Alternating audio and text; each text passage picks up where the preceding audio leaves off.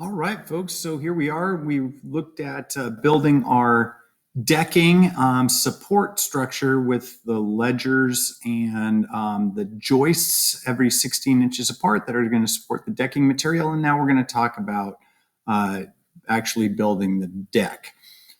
So let's start by kind of spinning our way to the back of the house. And you're going to take a look at this right side porch. So we have the patio that's 6 feet on this end and 4 feet on this end. And we're just going to click on one of these parts, this end part right here that makes this end joist. And we're going to right click on that. And somewhere in here, it will say edit in context. And we're going to say edit in context. And we're going to just say context 1. Okay, because we already did this once. Click on that. Okay, and that's going to refresh and kind of do the same thing we had last time where it sort of grays out the rest of the house and highlights these two things. So here we go. We're going to go ahead and build our decking material. Let's talk about lumber for a minute and talk about some of the things we have to do. So decking material, like everything else, is made out of lumber, unless it's a composite material. Sometimes we have that too. But we're going to make our deck out of like redwood 2x6s. So boards like this one are really, really strong top to bottom. Sorry, I kind of have to look at myself to see where I am here. But the fibers of the wood cells go vertically. Okay, in a tree. That's why it's so strong, right? But it also bends around. So you can kind of think about this like little straws in here that are very strong lengthwise, but not so much widthwise. And boards are kind of like people, adult people, where they're not going to change their height because that's established by the structure, like your bones, right? But you can get bigger or smaller, like Christmas cookies and doing some exercise, right?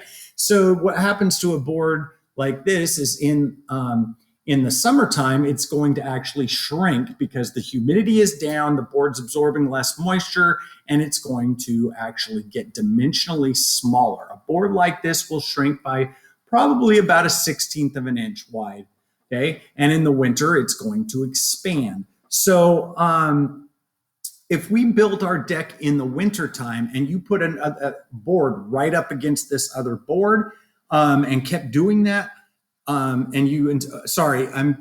if you would make it in the summertime and put boards up against that, what's going to happen is in the winter, when it's more humid, it's going to expand and those boards are going to buckle and they're actually going to have a problem because the amount of pressure that we'll put on there is crazy. I mean, you could lift a car with this, the 1/16 of an inch that it expands, no problem. So it's going to cause all sorts of problems.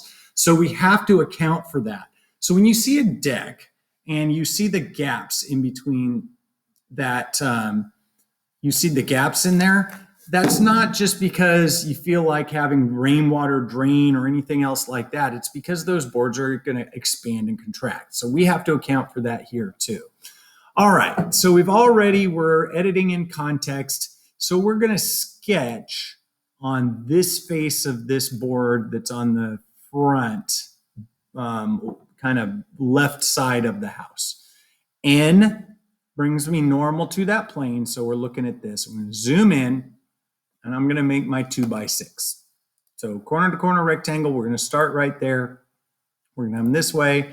And a 2x6 is 5.5 wide and 1.5 thick. Okay, so there's our board. We're going to finish that sketch and we're going to extrude that. Now, to make it easy on myself, I'm going to hit extrude. I am going to hit that little rectangle we just made. Looks like I have to flip the direction. And I am going to say, I might try and add that and see what happens. Good, and that'll make it the same color as everything else. So if you hit add and it doesn't work, you might have to hit new and just find that part in your parts list and make it the same color. In fact, I'll just do that. Let's just do it that way just to make sure everybody can do this. Now, Right now, it's a blind distance. We're going to go up to a face. So we're going to choose the drop-down menu up to face. And now I have to flip my thing all the way around, and I'm going to choose the other end. Click, and it's going to make that board all the way across. All right. Now, we are going to go and say, okay, and I'm going to make a pattern out of that board. So I'm going to scroll. Let's move that up here. And scroll way down to find that last board we just did. Okay. And we're going to click on it to make sure that's all I'm selecting. We're going to come up here to our linear pattern. Go this direction. Whoops. Click on direction. Click which way I want it to go. Okay.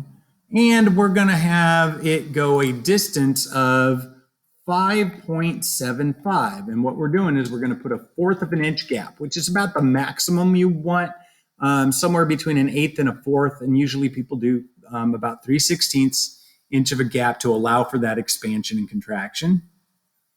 And our number is going to be, we're going to go down here and just go until you have it right. Now that last one is going too far over, so we're going to go with 8 on this side. Good. Okay.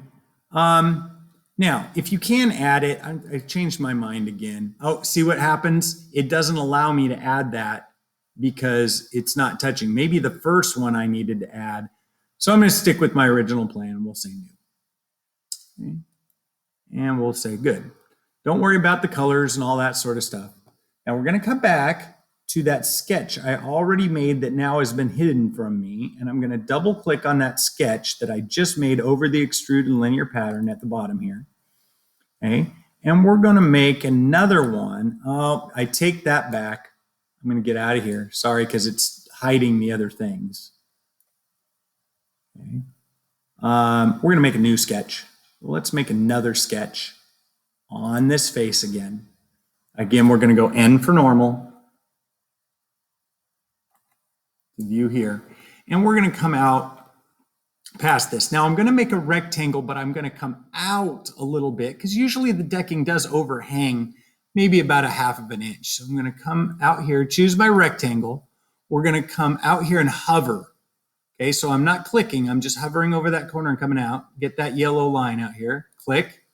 We're going to come over this direction. Okay, I'm again going to hover over the height. So I'm doing the same height and click. All right. Now we're going to use our dimension tool.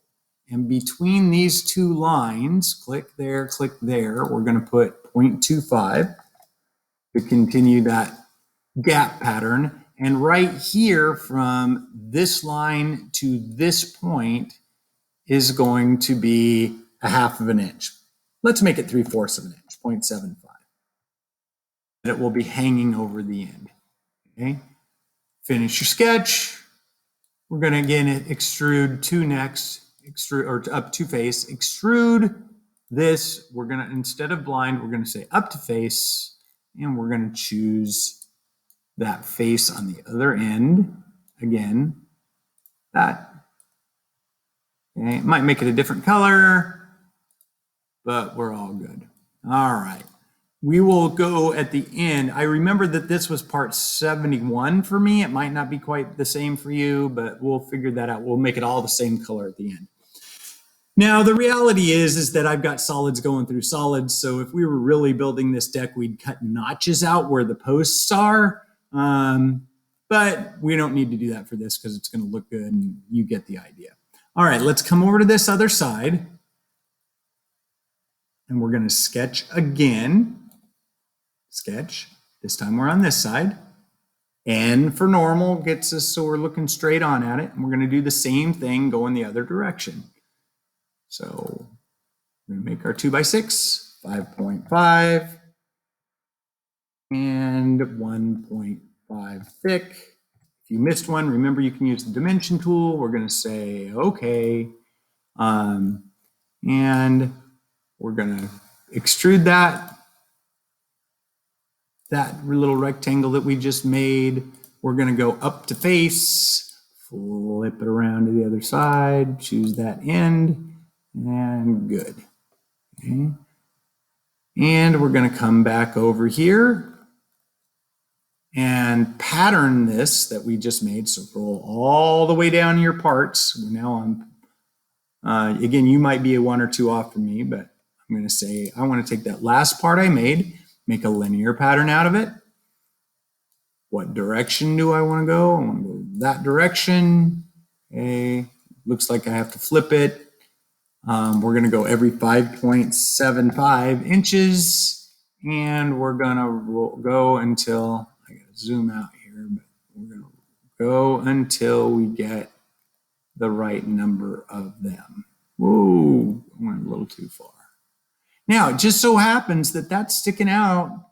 It might be a little more than 3/4, but that is actually about right. That's how far that board should be hanging over, just to give us a little something to look at. So this time, we're not going to have to add that additional one. 13 of those pieces is going to work out just fine. Cool. So we got our deck looking good. All right. So we're going to come down here to our parts. Find that one that you very first made over here. Hover over it until you kind of find it. So we're going to go. There it is. So I'm going to click on that one, and then I'm going to scroll all the way to the bottom, hold the shift key down, and click on the last one. So it's selecting all of my deck boards. And we're going to right click and edit appearance for those parts. Should have 22 of them, and make them that color. Actually, if it's deck material, you could make it look a little different if you wanted to. I think I'll do that this time. Make my deck material a little darker than the rest. And once we're done here, we can go ahead and say, go to assembly. And here we are in the house assembly. Uh-oh, those parts didn't show up. Why didn't those parts show up? They should have. Uh-oh. Refresh. Let's see if refreshing happens.